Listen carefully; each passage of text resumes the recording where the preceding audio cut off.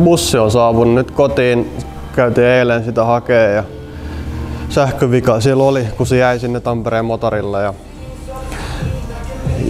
ne sai sen Volvon siellä Volvos, ne sai sen korjattu. Siinä oli pari muutakin juttu, mitä huomattiin silloin, kun sitä tutkittiin siinä vikaa. Pari pulttia, mikä oli katkennut, niin nyt korjataan se homma. Niin se bussi olisi nyt taas niinku kunnossa. Ja auton kanssa me käytiin viikolla nyt dynollisessa penkissä. Tuntui vähän Jalasjärvelle, että siellä ei ollut puhtia. Niin kyllä siellä vika löytyy. Nyt se on niinku samanlainen, mitä se on ollut alkukaudestakin. Vika siinä autossa oli se, että kun mulla on se päävirtarele siinä autossa, niin se teki niin, että se ihan tommosia nopeita katkosia teki, niin jännite tippui niin paljon, että puolet ei jaksanut enää työntää niin paljon jännittä, mitä ne pitää, että tulee tarpeeksi kova kipinä, niin siinä oli vika.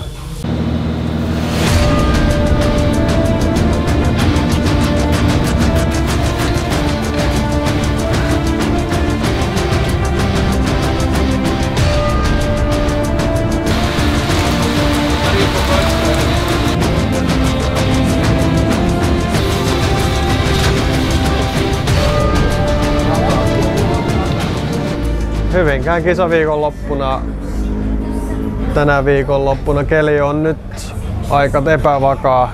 Vettä on tullut. Nyt tällä hetkellä näyttää kyllä siltä, että ei tulisi enemmän vettä tänään. Tänään ajetaan harjoitukset ja onko se nyt sitten märälältä kuivalla, niin se näkee sitten. Toivottavasti nyt huomenna pysyisi suht koht kuivana, ettei ole semmoista velliä.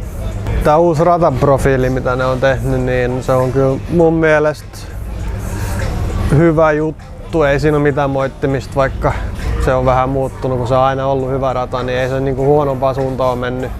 Vähän enemmän vauhtia siinä on kyllä radalla nyt, mitä se on ollut, ja kyllä sit hyvä tulee.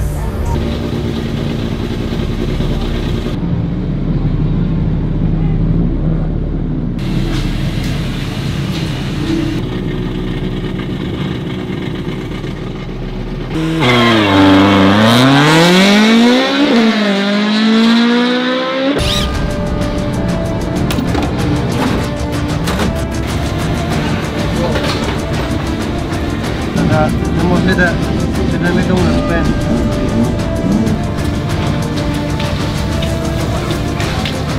Mitä se oli? Ja mitä se oli, kun me työt? Niin, sitä kun vielä sais tietää.